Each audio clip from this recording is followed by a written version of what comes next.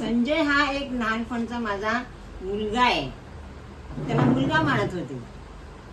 आणि आता तो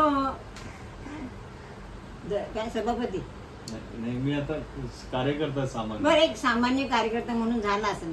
पण त्यांनी जे आजी आजोबा सर जे सांगितलं प्रवचन, ते मला खरंच मनापासून आवडलं. मी एक सामान्य स्त्री आहे, शाळेमध्ये पिऊनचं काम करते आणि धुणं भांड्याची कामं करते, पण मला खरंच त्यांचं कौतुक करायचं. एक मी थांबवतो तुम्हाला.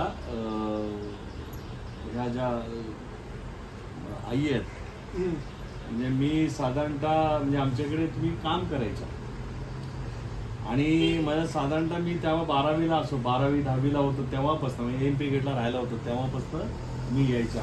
आणि तेव्हापासून तुम्ही काम करता करता करता मी यांनी मला जवळून बघितलेलं आहे. आणि आता सुद्धा ह्या काम करतायत. आता आम्ही जुनं घर तिथे राहता तुम्ही, बरोबर, त्या बिल्डिंगमध्ये. आणि तो प्रवास म्हणजे गेले 30 वर्ष तुम्ही मला बघताय. आणि आता त्या इथे कार्यक्रम आला, इथं आल्या होत्या. आज लक्ष्मीपूजन आहे, त्यामुळे मला आनंद झाला की तुम्ही इथे येऊन बसलात. अरे मला उशीर झाला म्हणून मला वाईट वाटलं, पण मी इथे आले त्याला मी दादांना विचारलं, कार्यक्रम नाही म्हणे, काहीतरी हे. पण तुम्हाला कसं वाटलं आजी आजोबांचं?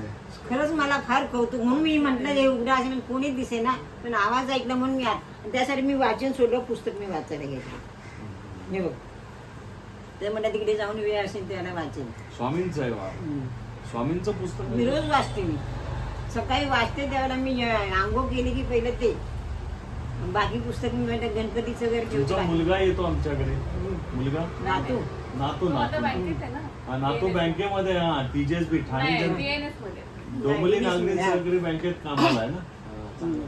तर मी त्यासाठी मुद्दाम ते ठेवलं आणि म्हटलं हा जर भेटला तर त्याचं मी कौतुक करावं म्हटलं. माझ्या समोरची आहेत ना ही, तर माझ्या रेश्मा बरोबरची.